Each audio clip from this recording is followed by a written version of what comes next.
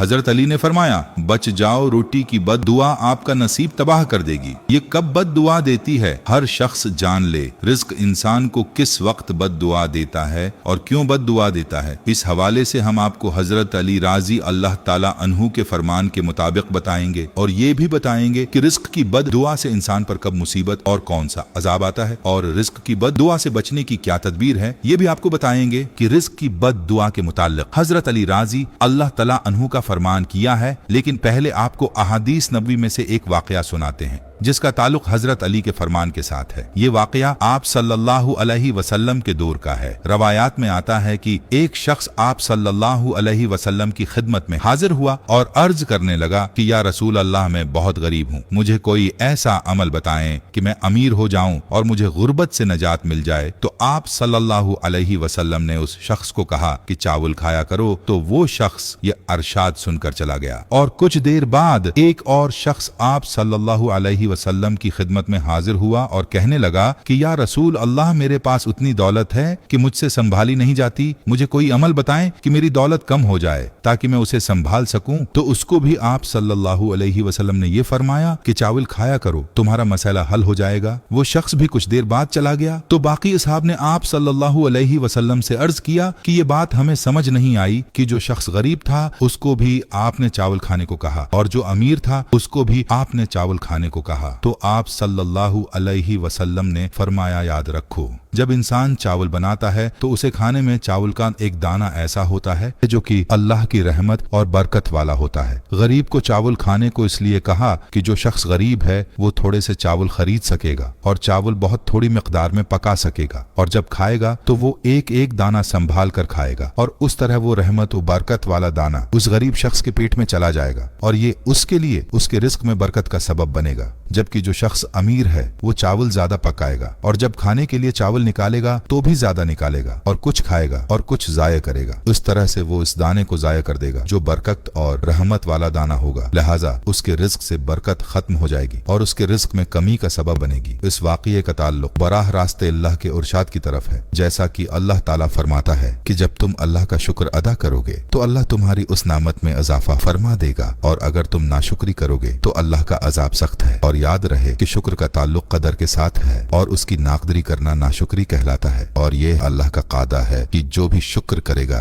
और अल्लाह के रिज्क की कदर करेगा उसको अल्लाह मजीद अता करेगा, और जो नाशुक्री करेगा अल्लाह के रिज्क की नाकदरी करेगा, अल्लाह इससे अपनी नामतें छीनकर उसको परेशानी और गम की मुसीबतों और अजाब में मुब्तला कर सकता है। लिहाजा हमें चाहिए कि हर हाल में अल्लाह का शुक्र अदा करें और अल्लाह की नामतों की और अल्लाह के रिज्क की कदर करें। अल्लाह से आफियत मांगते रहें, अल्लाह से मुआफी मांगते रहें और नाशुक्री और रिज्क की नाकदरी से अज्तनाब करें। कहीं ऐसा ना हो कि अल्लाह हमसे नाराज हो जाए। हमें चाहिए कि अल्लाह की नामतों की नाशुक्री से बचें। रिज्क की नाकदरी का क्या नुकसान है, इस बारे में हजरत अली राजी अल्लाह ताला अन्हु की ये एक हदीस मुलाहजा फरमाइए। हजरत अली लोगों को दर्स व अखलाक दे रहे थे कि किसी ने पूछा, ए अमीरुल मोमिनीन, जिंदगी में अजाब और परेशानी आने की सबसे बड़ी वजह क्या है? बस जैसे ही ये पूछा गया तो हजरत अली राजी अल्लाह ताला अन्हु ने फरमाया, ए बंदा खुदा, अचानक से अजाब आने की सबसे बड़ी वजह अल्लाह के रिज्क की बद दुआ है। तो वो शख्स पूछने लगा, या अली, रिज्क की बद दुआ वो कैसे? तो हजरत अली राजी अल्लाह ताला अन्हु ने फरमाया कि इंसान जब बचे हुए खाने को जमीन पर फेंक देता है और वो बचा हुआ रिज्क जमीन पर कुचला जाता है तो इस वक्त वो फरियाद करता है कि ए अल्लाह, तूने मुझे इंसान के लिए खल्क तो किया है, लेकिन इंसान मेरी कदर से नावाकिफ होकर मुझे कुचलते हुए जा रहे हैं। याद रहे कि जब भी खाना खाओ तो दस्तरख्वान पर वो बची हुई रोटी को खा लेना और इतना ही खाना खाया करो जिसको आखिर तक खा सको, क्योंकि मैंने अल्लाह के रसूल सल्लल्लाहु अलैहि वसल्लम से सुना है कि जब गरी हुई रोटी इंसान खाता है तो वो इंसान के लिए शफा बन जाती है। अगर रास्ते पर चलते ये देखो कि जमीन पर रोटी पड़ी है और वो कचली जा रही है तो अल्लाह का नाम लेकर उसको उठाकर किसी ऐसी जगह रख दो जहां वो पैरों में न कचली जाए और अल्लाह की दूसरी मखलूक उसको आराम से खा सके। ऐ शख्स, इस अमल से अल्लाह का रिज्क तुम्हारे लिए दुआ करेगा और रिज्क की दुआ अल्लाह कभी रद्द नहीं करता। आपने मुलाहिजा किया कि रिज्क की नाकदरी नाकदरी करना कितना सख्त गुनाह है। और आज हमारी जिंदगी में जितनी परेशानियां हैं रिज्क में बेबरकती है, इसकी सबसे बड़ी वजह यह भी है कि आज हमारे माशरे में रिज्क की नाकदरी की जाती है। कुचरे के अंदर रिज्क फेंक दिया जाता है और रिज्क की कदर नहीं की जाती। और याद रहे कि अहादीस नबवी सल्लल्लाहु अलैहि वसल्लम में भी रिज्क की नाकदरी की सख्त मुमानात है और यही नाकदरी रिज्क में तंग दस्ती का एक बहुत बड़ा सबब है, लेकिन इस चीज पर हमारी नजर ही नहीं जाती। ये हदीस मुलाहजा फरमाइए। हजरत आयशा रजी अल्लाह ताला अन्हा फरमाती हैं, आप सल्लल्लाहु अलैहि वसल्लम एक मर्तबा घर तशरीफ लाए, रोटी का टुकड़ा रखा हुआ देखा, उसको साफ किया और फिर खा लिया और फरमाया, आयशा अच्छी चीज का एहतराम करो, क्योंकि ये चीज यानी रोटी जब किसी कौम से गई है तो दोबारा लौट कर नहीं आई। इस हदीस को सुनने के बाद अगर हम अपने घरों के हालात देखें तो खुद ब खुद हमें ये बात समझ आ जाएगी कि आज हमारे रिज्क के अंदर बरकत क्यों नहीं है, हमारे घर के अंदर परेशानी क्यों है और हर कोई परेशानियों के गुण क्यों गा रहा है। यहाँ मशाहदा है कि अक्सर घरों में बर्तन के अंदर खाना छोड़ दिया जाता है, अपनी थाली में इतना खाना निकाल लिया जाता है जो जरूरत से ज्यादा होता है और फिर आधा खाना बर्तन में छोड़ दिया जाता है, जिसके बाद फेंक दिया जाता है। और बाज लोग तो उस खाने को साफ जगह पर भी नहीं फेंकते, कुछ तो नाली में ही ये खाने बहा देते हैं। याद रहे कि इस तरह करने से घर के अंदर की बरकत खत्म हो जाती है, घर में गरबत और परेशानियां आती हैं और यूं ये आदत इंसान को गरीब बना देती है। घरों के अलावा अगर होटलों में उस चीज का मुशाहदा किया जाए, शादी ब्याह की तकरीबात के दौरान इस चीज का मुशाहदा किया जाए तो